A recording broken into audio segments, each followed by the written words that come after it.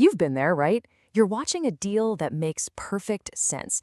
I mean, everyone at the table seems to want the same thing, everything is lining up, and then it just falls apart. It's this incredibly frustrating scenario that plays out in boardrooms every single day. A promising partnership or a valuable contract gets inches from the finish line, and then poof, it's gone. Today, we're going to get into exactly why that happens. And it usually starts with these 6 little words. I need to check with my team. Now, on the surface, that sounds totally reasonable, doesn't it? It sounds professional.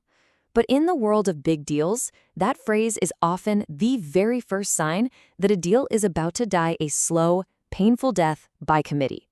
It's the moment you know things are about to get really, really complicated. So what is actually going on here? Why does a simple procedural step like that have enough power to completely sink a multi-million-dollar deal? Well, it's not because the negotiators are bad at their jobs or because anyone has bad intentions. The real answer is hidden in the structure of most big companies. 2 powerful, invisible forces that are almost hardwired to kill deals. All right, so here's our game plan. We're going to start by taking a closer look at those 6 fatal words. Then, we're going to pull back the curtain on the 2 hidden forces that derail even the best deals. But we're not just going to diagnose the problem, we're also going to look at the strategies that smart companies use to get around this stuff. And finally, we'll talk about the real bottom line. You see, that phrase, I need to check with my team, it's really just the tip of a giant iceberg. Below the surface, you have the negotiator and all the internal stakeholders, and they're all trying to do the right thing. But they're trapped by 2 huge structural problems, what we call the agency problem and the alignment problem. Let's break those down. So the first big obstacle is something economists call the agency problem. And this really gets to the core of the relationship between the person sitting at the negotiating table and the company they're representing. It explains why, a lot of the time, the person sitting across from you isn't really negotiating at all. So what is the agency problem? Well, officially, it's when the agent, in our case, the negotiator, has their own personal interests that just don't perfectly line up with the interests of the organization. And that tiny gap between their goals, it can have massive consequences. This really shows you the disconnect, right? On one hand, you have the negotiator. Maybe they're trying to hit a quarterly quota or get a bonus, so their goal is to close any deal, fast. But the company? The company's focused on getting the absolute best terms to maximize long-term value. The negotiator might be worried about their reputation, while the company only cares about the bottom line. It's a fundamental conflict of interest. So what do companies do about this? Well, they do the logical thing.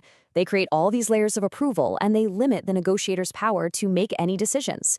It makes sense, right? They're trying to prevent bad deals. But the cure, in this case, actually makes the disease worse. It accidentally strips their negotiator of any credibility and makes them way less effective.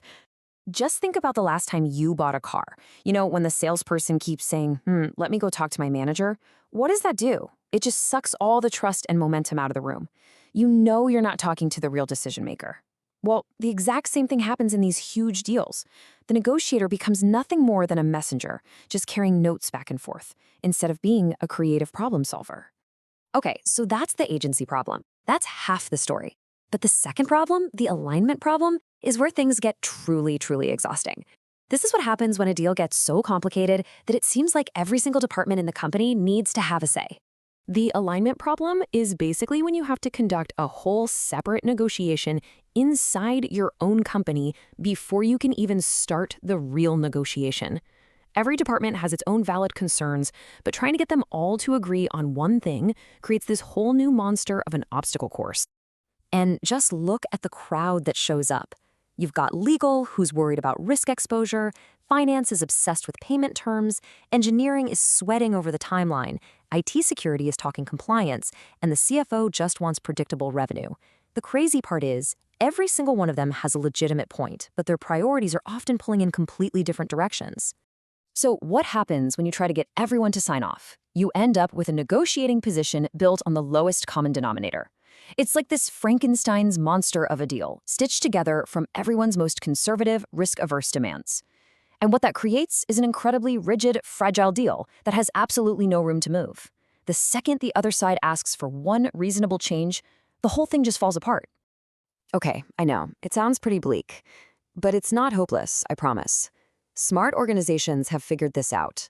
They've found ways to work around these structural problems so they can actually close good deals. So let's move on from the diagnosis and get to the prescription. So, what's the secret? It really comes down to four key things. First, smart companies give their negotiators real authority to make decisions right there in the room. This builds trust and lets them solve problems on the fly. Second, they figure out their flexibility ahead of time. They know what their hard lines are and where they can give a little.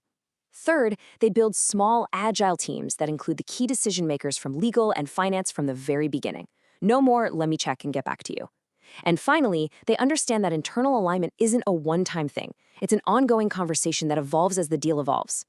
All right, let's start to wrap this up. And I think it's important to do it with a dose of reality about what we can actually expect from a big, complex company. Let's be honest, a massive global corporation is never going to be as quick and nimble as a two-person startup in a garage. And that's okay. That complexity is part of what makes the company so valuable in the first place. But there is a huge, huge gap between being a little less nimble and being completely dysfunctional. The goal isn't to be a startup, the goal is just to be less broken. And this, right here, is the key takeaway. Those things that kill good deals, the endless approval chains, the massive committees, all of it, they're often just old institutional habits pretending to be necessary safeguards. The problem usually isn't the people, it's the outdated process they're stuck inside. And a process, well, that's something you have the power to change. So I want to leave you with this one question to think about for your own organization. Take a really hard look at how you make deals. Is your process a true safeguard that's actually protecting the company? Or is it just a habit that's slowly, quietly killing your best opportunities?